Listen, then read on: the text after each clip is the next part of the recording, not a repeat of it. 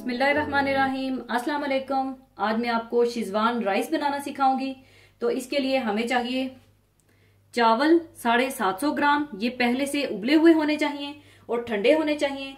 जितने भी continental, Thai या चाइनीज, स्वाई पाकिस्तानी बिरयानी या पुलाव के, वो पहले से उबाल कर ठंडे कर लिए जाते हैं। आप खुले पानी में थोड़ा सा नमक और तेल डालकर पूरी तरह से बॉईल करके पानी ड्रेन कर दीजिएगा। और आपको एक टिप भी देती चलूं कि चावल बॉईल करते वक्त 2 टेबलस्पून सिरका भी शामिल कर दें, तो आपके चावल खिले खिले रहेंगे। और बॉईल करने के बाद आप चावलों को फैलाकर ठंडा कर लीजिएगा।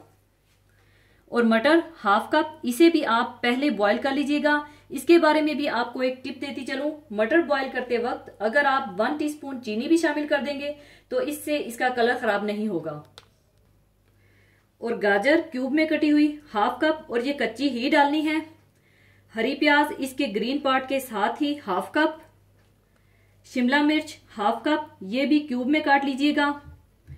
स्वीट कॉर्न हाफ कप, ये ऑप्शनल है, अगर आप नहीं डालना चाहते तो ना डालिए। हरी मिर्च 3 अदद बिल्कुल बारीक कटी हुई। अदरक कटी हुई 1 टेबलस्पून। लहसुन 1 टीस्पून। नमक हस्बे जायका। कुटी काली मिर्च half teaspoon. Soya sauce 2 tablespoon. Chilli sauce 2 tablespoon. नींबू का रस 2 टेबलस्पून। हल्दी 1/4 टीस्पून। तेल 4 टेबलस्पून। और चिली गार्लिक सॉस 1 टेबलस्पून चाहिए होगा। सबसे पहले आप तेल गरम कर लें। इसमें आप कुटा हुआ लहसुन और अदरक डाल दें और इसे हल्का सा लाइट ब्राउन कर लें।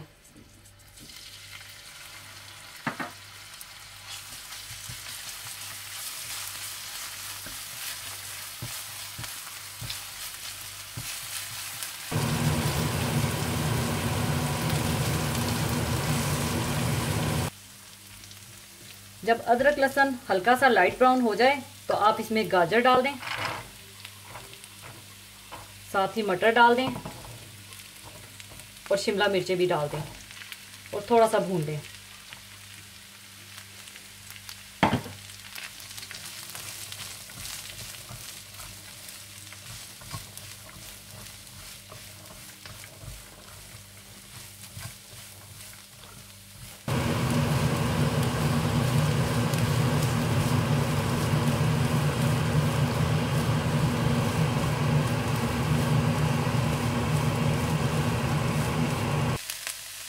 और साथ ही आप इसमें स्वीट कॉर्न भी डाल दें।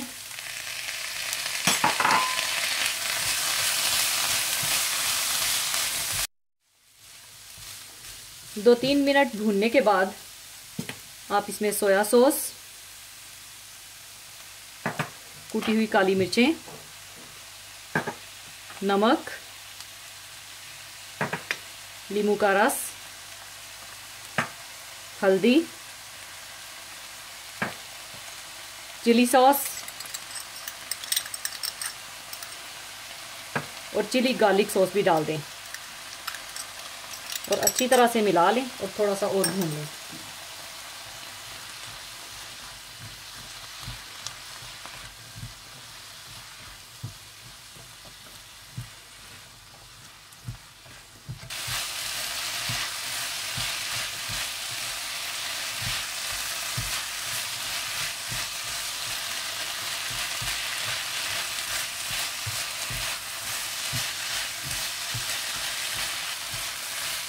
तीन 4 मिनट भूनने के बाद आप इसमें बॉइल्ड राइस डाल दें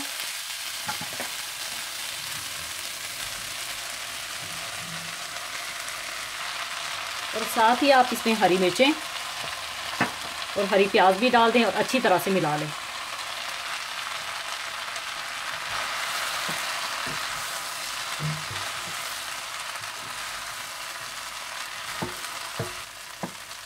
और इस तरह से अच्छी तरह से आप मिला लें।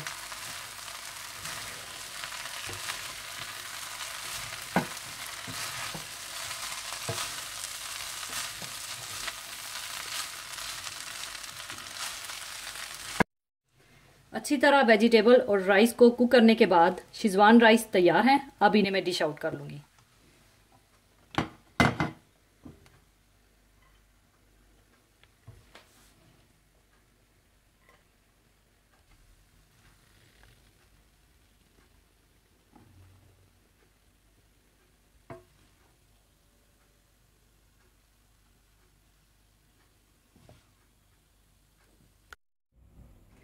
लीजिए, शेजवान राइस तैयार हैं। ज़रूर बनाइएगा और दुआओं में याद रखिएगा।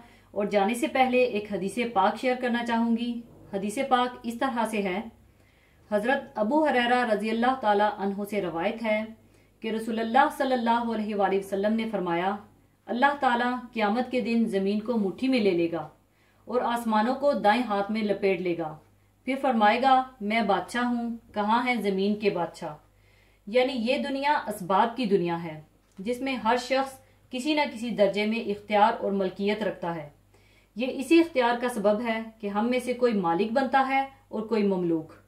इस दुनिया का हकीकी मालिक और बादशाह अल्लाह ही है, लेकिन वो अपनी हिकमत से जिसको चाहता है एक इंतहाई महदूद बादशाहत इंतहाई बेहकीकत मुद्दत के लिए अता फरमाता है। यकीनन एक दिन आना है जब ये दुनिया लपेट दी जाएगी। इस दुनिया का हकीकी मालिक जो इसका खालिक है, उसकी बादशाहत जाहिर हो जाएगी। फरमाने वाली ताला है, कहो कि ए अल्लाह, बादशाही के मालिक, तू जिसको चाहे बादशाही बख्शे और जिससे चाहे छीन ले, और जिसको चाहे इज्जत दे और जिसे चाहे जलील करे। हर तरह की भलाई तेरे ही हाथ है और बेशक तू हर चीज पर कादिर है। एक और जगह फरमाया, बेशक जमीन तो अल्लाह की है, वो अपने बंदों में से जिसे चाहता है उसका मालिक बना देता है। यानी अल्लाह की तरफ से इंसान को ये मलकियत इसलिए दी जाती है कि उसे आजमाए, लेकिन इंसान को जब इस हकीर मलकियत का नशा चढ़ता है तो वो अपने आप को हर दूसरी मखलूक से बरतरो बाला समझने लगता है। फिर इनमें से कोई अपने आप को सबसे बड़ा मालिक मैं हूं का नारा लगा बैठता है और गर्के आप कर दिया जाता है। कोई तख्त को ठोंक कर अपने आप को बड़ा होने का दावा करता है और रातों रात तख्त से तख्ता की तरफ गामजन कर दिया जाता है। कोई इस तरह इस मलकियत से महरूम कर दिया जाता है कि 2 गज जमीन को भी कुएं यार में नहीं मिलती। और अल्लाह ही का हुक्म पहले भी और बाद में भी है। यानी हवा और पानी का मोहताज ये इंसान इस बात को नहीं देखता कि उसकी जिंदगी की डोर इसके हाथ में नहीं है। वो एक कठपुतली की तरह है जो उस वक्त हरकत में आती है जब उसकी डोर हिलाई जाती है, वरना अपनी जगह बेहिसो हरकत पड़ी रहती है। ये आती जाती सांस जो बज़ाहिर इंसान के अपने इख्तियार में है, वो भी अल्लाह ही की मर्जी के ताबे है। जिस वक्त उसका हुक्म आ जाता है तो गई सांस वापस नहीं आती और दम भर में चलता फिरता वजूद बेदम होकर खत्म हो जाता है। हर दौर में फिरौन मौजूद हैं। जिस तरह पिछले फिरौन ने अल्लाह की जमीन को फसाद से भर दिया था, इसी तरह हर दौर के फिरौन इसी पहले फिरौन के नक्शे कदम पर चलते हुए अल्लाह के बंदों पर जुल्म जबर करते हैं। बाज़ औक़ात इनका अंजाम भी इसी पहले फिरौन की तरह इबरतनाक बना दिया जाता है और बाज़ औक़ात इनको ढील दी जाती है। लेकिन क़यामत के रोज अल्लाह फरमाएगा, कहाँ हैं जोर वाले, कहाँ हैं तकब्बुर करने वाले। और फिर हर मुतकब्बर अपने अंजाम को पहुंचेगा। और इसी के साथ मैं आपसे इजाजत चाहूंगी। अपना बहुत ख्याल रखिएगा, दुआओं में याद रखिएगा। अल्लाह हाफिज।